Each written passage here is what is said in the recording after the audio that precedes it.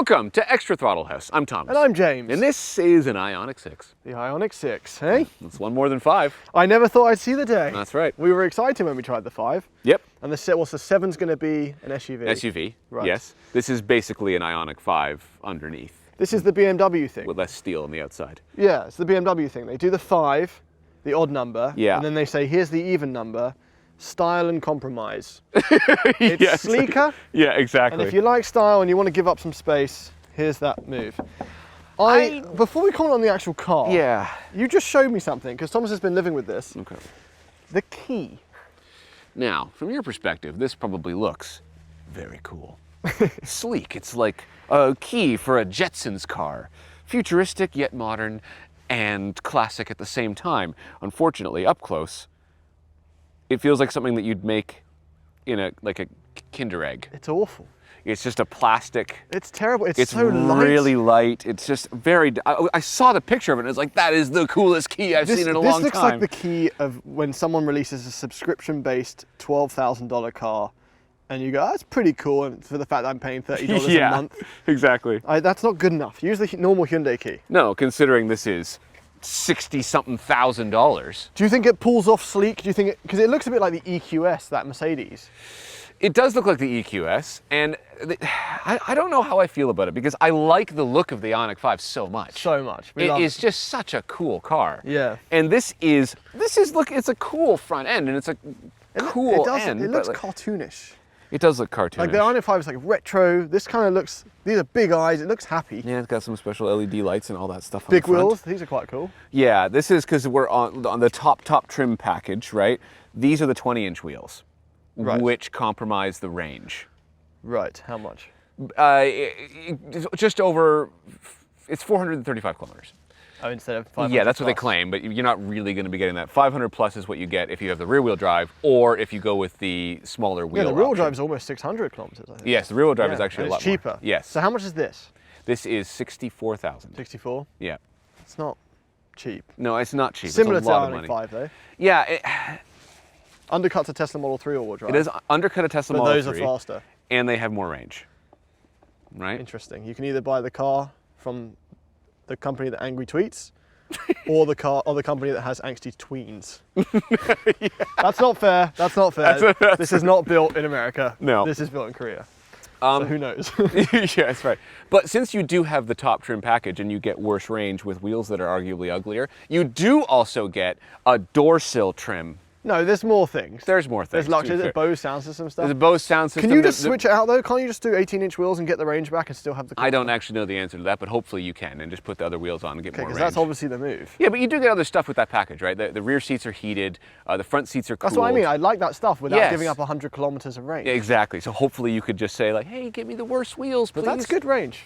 Especially on the rear-wheel drive one, 580 something kilometers. Yeah, and this one, which is 430 something, Yeah. except when we picked it up and it was fully charged, it had a 3 in front of it.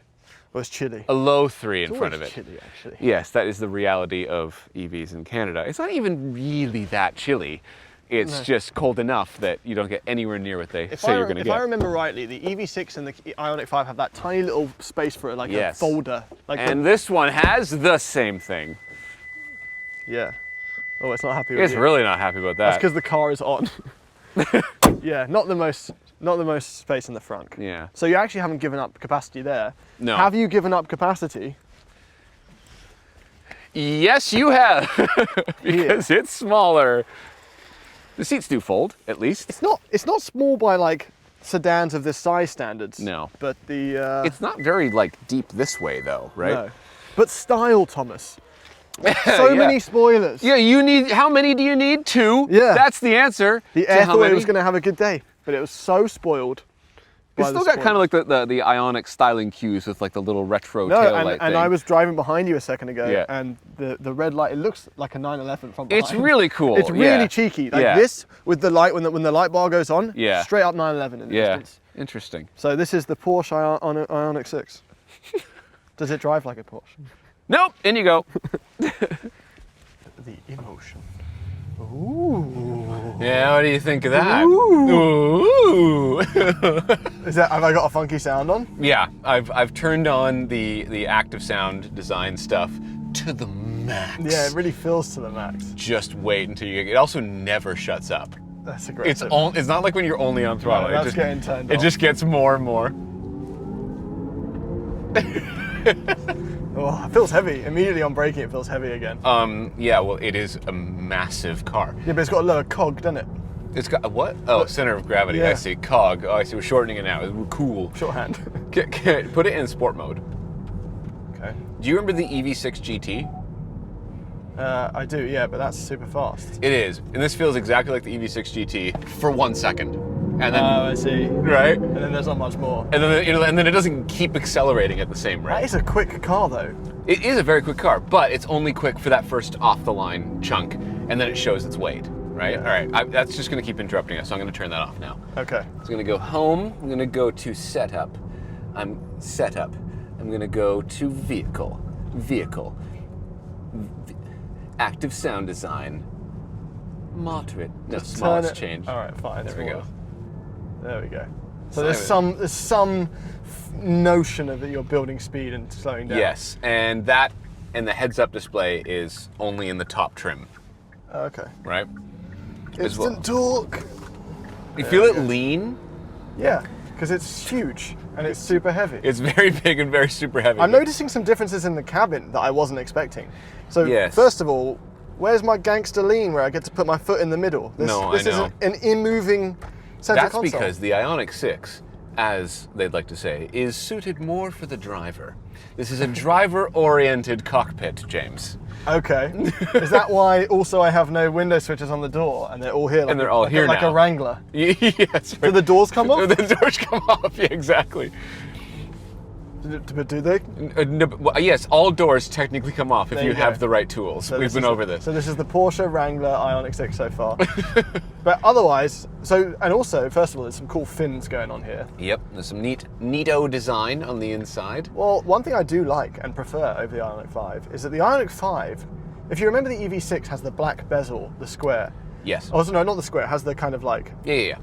and then the GV60 has a nicer one, and the Ioniq 5 has just the white, like early MacBook feeling squared off one. Right. This Ioniq 6 has silver and angled. This is a And much it's prettier angled. thing. Yeah. The dash is very nice. And I would change this to night mode, so it inverts. So it's not white on black, it's Yeah. black on white. Is that right? No. No, other it's way black. around. You know what I mean? Yeah.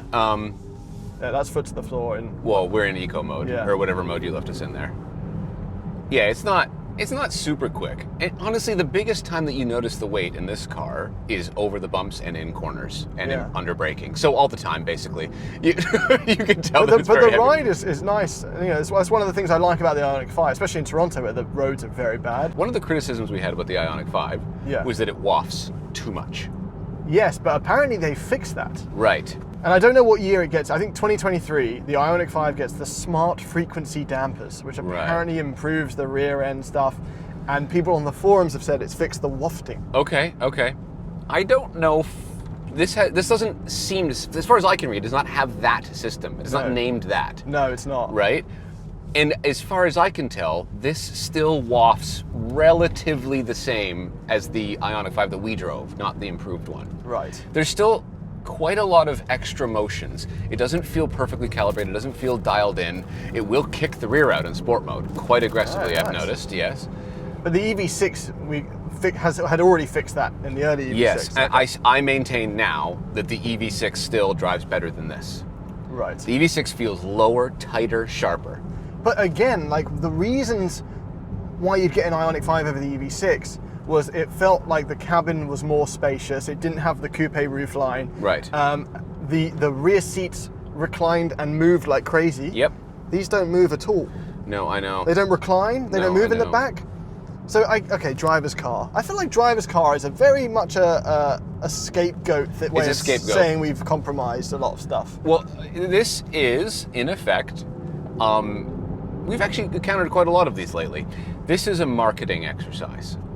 But sometimes that can work. No, Like, no, even this, the branding of this. No, but that's in general for all of the Ioniqs. I like this. This is it's very cool. I mean, this car. Remind me what this is. Is this the Morse code for H?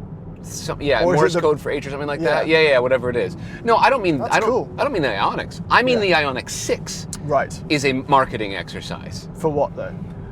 They've taken a platform they already had, they changed some things around, and they're going to without actually making something that is fundamentally different or better in any other way.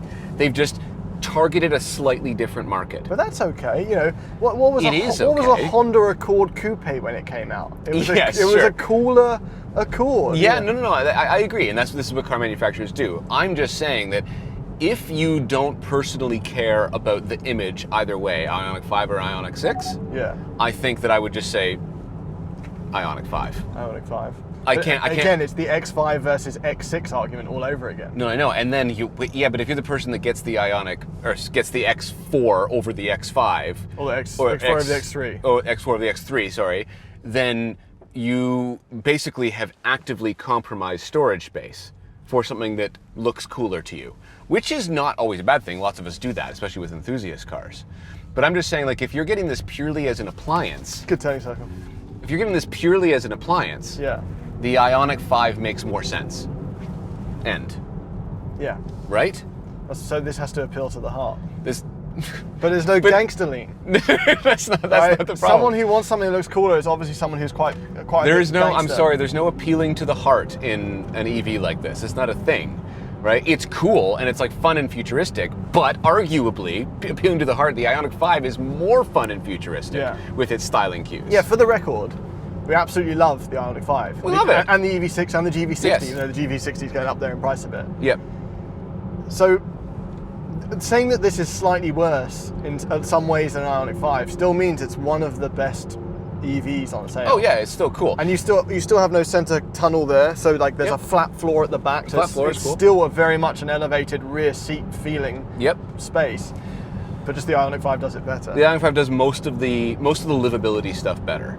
Yeah. Right? And so the point that I'm making is that, like, assuming you are not getting this as like your special weekend cool car, Yeah. then if you're getting it as an everyday appliance, nothing wrong with that at all, we all do that, then definitely consider the Ioniq 5 more. Right. Because you will be compromising certain livability aspects. This is for the person that plays Funky Town on repeat. I guess so, yeah. And hold on, we spoke about this off camera before this about the funky look and the whole funky thing, and I'm worried that the funky stuff doesn't age well. And in 10 years, the problem with EVs is because they are often seen as an appliance, like an iPhone, Yep. as they age, no, I don't think people are going to be nostalgic for the older, worse, battery heavier cars. No. It's not like an older combustion car where you say, oh, Like, oh, carburetors. Oh, carburetors. those were cool. Or even, you yeah. haven't even got to go that old. You know, hydraulic steering. Yeah, or, exactly, Or the yeah. boot opens when I press the button rather than when I do. You know, these vehicles in 10 years or 15 years are just going to be Worse. Worse. They're just gonna be worse, No one yeah. longs for an iPhone 4 now. Right. So I'm curious if it's just a styling play. So what you mean is that in 50 years, no one's going to be excited when they barn find an Ioniq 6. Correct, Okay, yes. got it. Like styles go out of fashion. You know, the kitchens have gold handles everywhere now. Yes. What in 10 years when that's out of fashion, you just switch the handles. Just switch the handles and You can't you know, switch worse for wear, a right? $65,000 car that easily. No. So Otherwise, the car does drive very well. I don't have any issues This with feels it. personally. great. The steering is good. It tracks straight. It's got all the lane keep and all that stuff, right? Everything you need, all the safety. It's chock full of safety systems. And actually, I believe on the Ioniq 6 only, you have a system where you can. Let me get this right. There's like specialty names for it, but I'm going to try and explain it so it's not just marketing jargon. You can turn on the signal and it will change the lanes for you. Ioniq 5 didn't do that. And also, it will automatically adjust where you are in the lane based on if someone cuts in front of you. okay. Right? So there's some advanced highway stuff in this Well, that the Hyundai- Ioniq 5 doesn't get. They've always been good at that. Yes. I remember when we tested the Genesis G70 at the Yep. time, the 3 Series and the C-Class didn't touch the Genesis for its lane keep assist Right. and adaptive cruise. So Yep. that's one thing Hyundai's very good at. But yeah, No, like to be fair, if you want to like troll through the spec sheets as detailed as you can, you'll find a few things about this car I'm not going to go over them ad nauseum right now, but you'll find a few things about the car that the Ioniq 5 does not have. And if those specific features mean that this is the one to get over that, then yes. But for the everyday person who doesn't maximize the potential of every piece of tech in a car, the Ioniq 5 is probably the better purchase. Is it still the EV you'd get? Because I almost bought one. You did almost buy one. And then I bought a V12 Century. Yes, that's exactly But what happened. sometimes I feel like I regret that decision because I still don't have a usable easy vehicle. Yeah, you don't, yeah. For our purposes, we realize that an EV doesn't work. Like when we drive to our track and back on a cold day, even an Ioniq 5 would have me in a bit of trouble. Yes, so which isn't enough range, period. And that's not something I want to worry about in my use case. Yeah. But if I had 60 grand, or whatever the American version is, lying around, I think of all the EVs we've tested, I still think either the EV6 or the Ioniq 5 would be my They're go-to. definitely way up there. Like, I can't really think of one off the top of my head quickly that I was like, oh, that's an obvious choice over those. Or maybe a Polestar 2. Maybe a Polestar 2, yes. But honestly, the Ioniq 5, especially, I haven't driven it with the new updated suspension. If they fix the waft issue, I think that's still my choice because it is cool. I actually really like the styling. I like the retro. I like the weird thing with the no leg space in front. Also, correct me if I'm wrong, doesn't the Ioniq 5 have a full sunroof? It does, yes. Why doesn't this? I don't know. This is the top, tippity-top Yeah. spec Every you can time a get to. passenger gets in your Ioniq 5, Yep. it'll blow their mind. Yep. There you go. That sounds like a conclusion. That means that we can abruptly end the video.